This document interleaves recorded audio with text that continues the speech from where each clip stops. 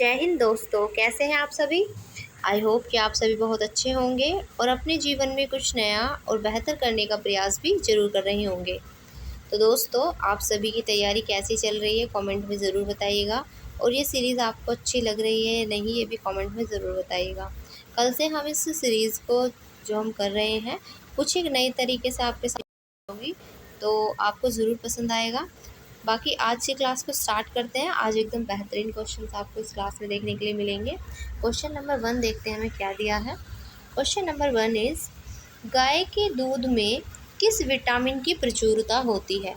देखिए, गाय के दूध में जिस विटामिन की प्रचुरता होती है वो होता है विटामिन बी। विटामिन बी का रासायनिक नाम की अगर हम बात करें तो इसका रासायनिक नाम होता है थायमिन। इसका रासायनिक नाम है विटामिन बी का।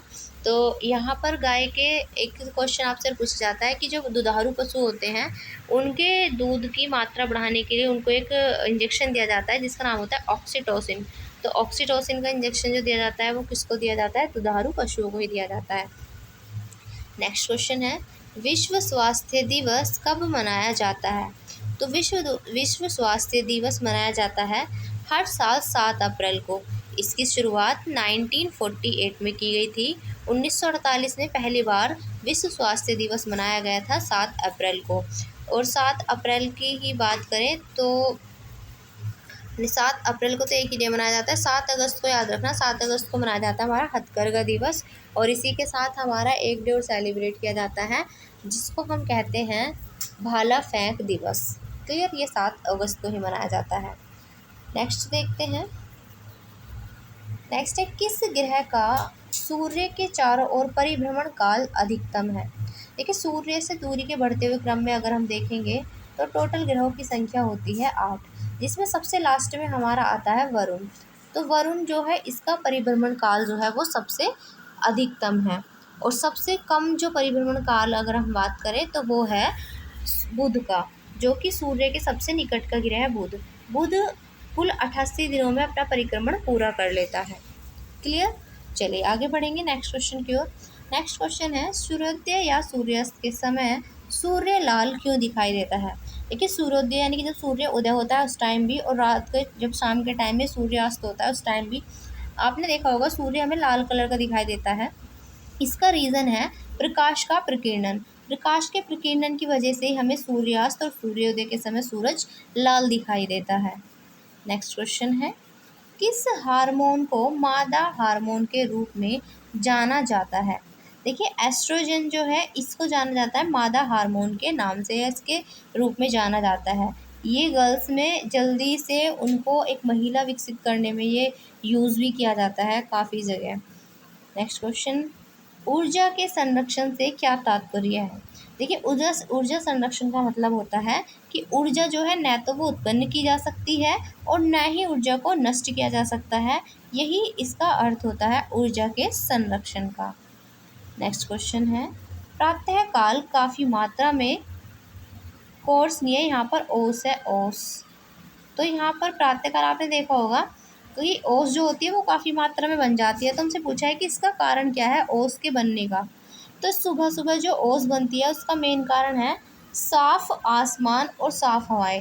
आसमान भी साफ़ होता है, हवाएं भी साफ़ होती है, जिस वजह से जो ओस है उसकी मात्रा अधिक होती है। जब आप देखते हैं मॉर्निंग में उठते हैं तो ओस आपको दिखाई देती है ज़्यादा।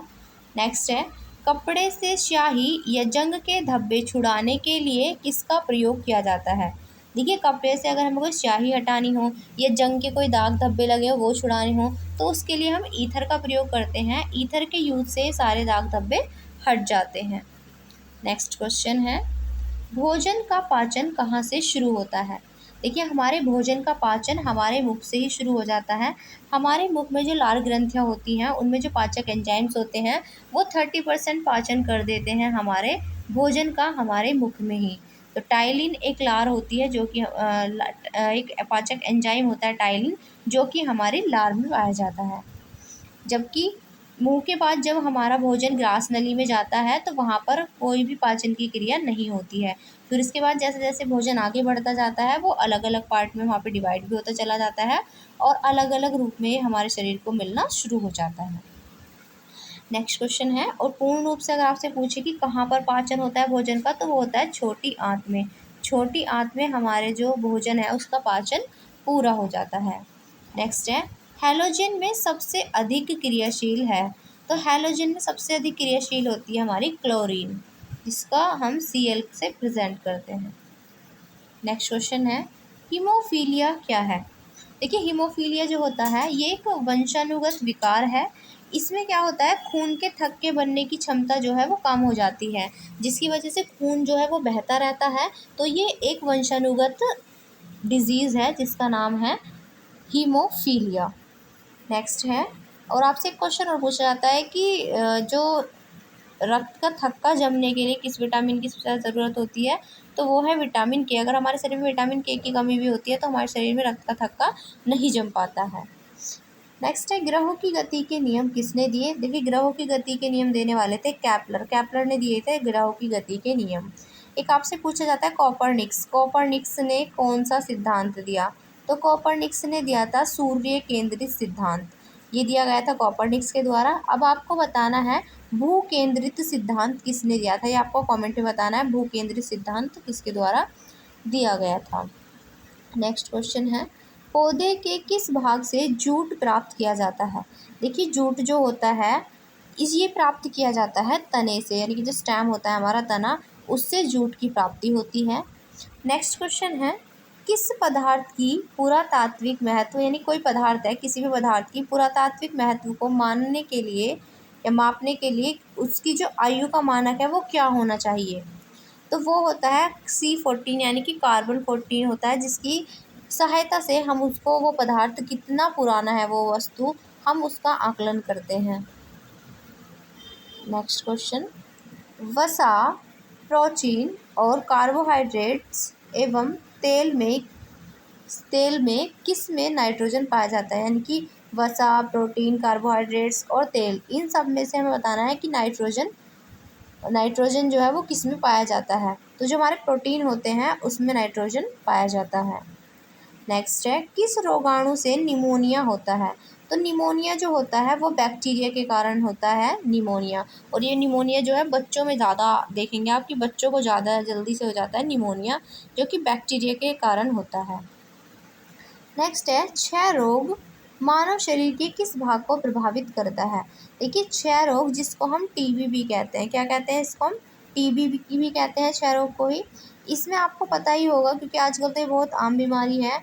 इसमें जो हमारे लंग्स होते हैं, फेफड़े, वो सबसे ज़्यादा प्रभावित होते हैं। ये हमारे फेफड़ों को ख़राब कर देता है, डैमेज कर देता है।